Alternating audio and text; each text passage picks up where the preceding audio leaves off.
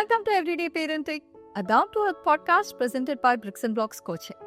Tune in as we dive into the real-life experiences of parents. In this season, we are exploring a common emotion that most parents experience: guilt. If you liked our content and connect with our stories, you want to hear more about them, please like and subscribe to our show. Today, we have in our studio Nadine, who is a mom to 4 children. And I am really interested and curious to learn her story. Hi, Nadine. Hi, Swetha. Thank you for inviting me to this podcast. Our pleasure. Would you like to introduce yourself as a parent? Yes, of course. So, as you mentioned, I'm a mom of 4 kids. I had my first child at the age of 23, and the second and the third before my 30th birthday. Then I 36-year-old, I become single mom, and for 2 years. Because after 2 years, like life is full of surprise, I met my new husband, and we decided to get married. He embraced me with 3 kids. Soon after, I was pregnant and I had my kid number 4. And I was about to reach my 40-year-old. And since then, since 7 years now, we are a blended family living together here in Singapore. Wow, that's a big family. Must be a lot of fun. It's crazy. And we are exploring the topic of guilt, as you know. So, what is your story with guilt? Okay, listen, Swetha. During this past years, and especially when we become a blended family and after the divorce, there was a lot of episodes of guilt. But there was that day when after I have announced to the kids, the 3 kids, that we are getting divorced, they came to my room and looked me in the eyes and wanted to understand why this happened. They were very young. They were 5, 6, and 13 at that time. And I didn't have any word to explain to them. So I took a piece of paper and I tried drawing 2 things, explaining to them what is a relationship and why sometimes things doesn't match and relationship don't work. I don't know how much they understood, but what I saw in their eyes is a lot of confusion and fear. And for me, at that time, in my heart, I felt like heartbroken because, I felt so powerless. Like I cannot protect them. The decision that we take will affect them forever, and I knew that. We had, that to change them from their current school to a new school within 1 month or 2. They left everything that was familiar, friends, because I couldn't afford to pay their current school. And with that change, it was a big turmoil for them as well.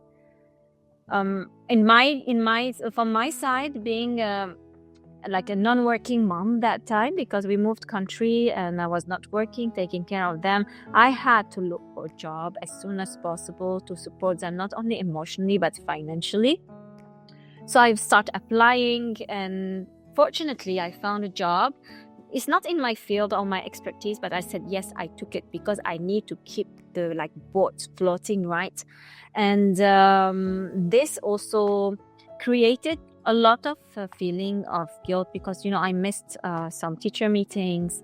I missed some events in school, and I was not present anymore like I used to be. So imagine how this will feel in the heart of my small kids, getting divorced and the mother have to go to work.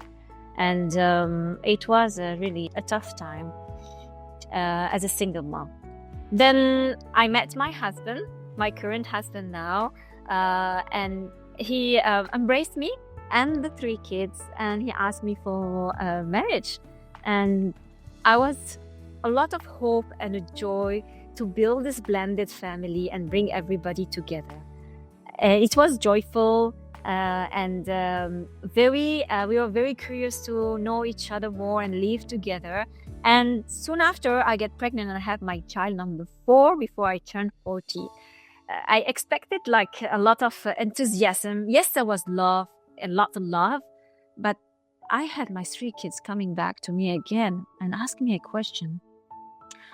Mom, Why did you have to have a child number 4? Are we not enough for you? And you know the pain that I felt when I drawing the papers, when we took decision to divorce? I have the same pain. Yes, they are bigger now, but I couldn't explain to them that I love them and my heart is big enough to embrace the 4 kids. But for them, it felt like a betrayal, a confusion. And I know with the love they have, but they still have a bit resentment. So how now to manage all this blended family, the work, my kids, and bit by bit also things become a bit more difficult when my eldest girl, she was 16 at that time, she couldn't cope with the change and she decided to cut the cord and stop talking to me for 2 years.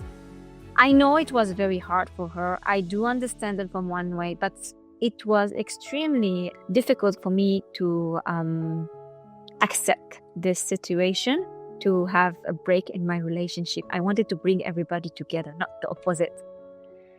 So yeah, this is a big guilt moment, to be honest. Oh my God, that's really a lot to go through. Too many emotions and too many situations, especially when you are having kids at stake. How did you manage to handle all of this guilt and the emotions that come with it? Well, at that time, I couldn't handle it. I just keep doing, working, taking care. And at one point, things become like unbearable in the sense that even my kids ask for care and I couldn't be present for them. I cry a lot in the evening. My daughter I write her email, she doesn't replying. And one day, I look at myself in the mirror and I say, this cannot go on. So I decided to take ownership of the situation, become the person who bring everything together by first taking care of myself. So I went to do some coaching.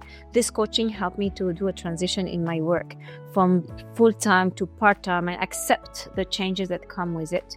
The second one, I went also to a psychologist because there was a lot of emotion to manage internally, especially with the situation, this situation with the whole family thing.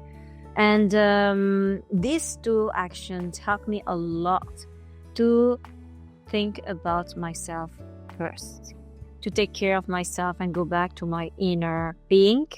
And with that, I decided to to do things I love and enjoy. And I joined a dance community. It's called Happy Dance.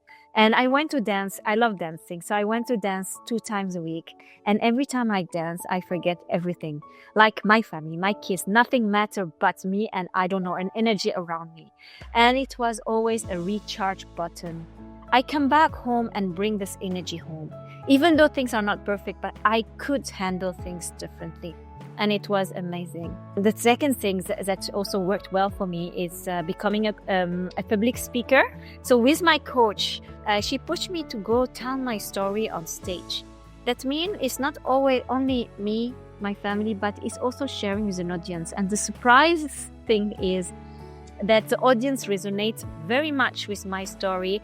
And I realized that by sharing my stories to the audience, I'm not making a difference only for myself, being authentic and sharing this, but making difference for also my kids, but also for the audience, making difference for others.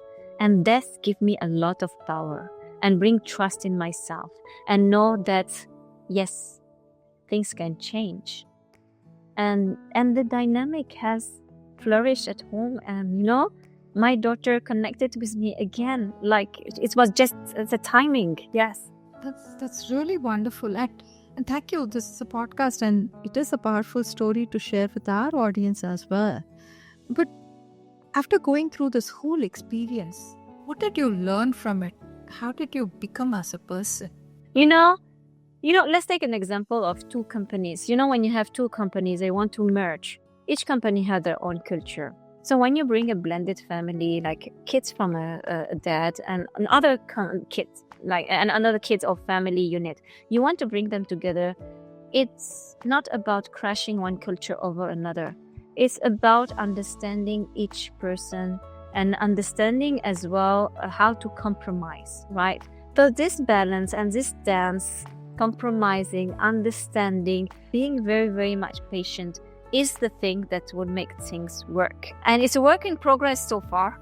I'm working on it. Wow. Yeah, it's always work in progress, right? We're always constantly trying to improve ourselves. Thank you for sharing your story, Nareen. But before we end our podcast, is there any advice that you would like to give to our audience? Yes, there is one thing that I learned during this phase is don't let guilt run the show. Meaning that focus on being the best version of yourself. By doing that, you can embrace the guilt. The guilt will never go. There will have always guilt. In new experiences, past experiences, it's about how to embrace and dance with the guilt and work with it. And this will give you more peace. And this peace will help you to be a better person for yourself and for others. Thank you. Thank you so much for joining our podcast. Before we wrap up, don't forget to subscribe and share our content with other parents. We'd love to hear your stories, so reach out to us at bricksandblockscoaching.com. Thank you for tuning in today. I'm Swetha, a parent coach, and this is Everyday Parenting. See you next time.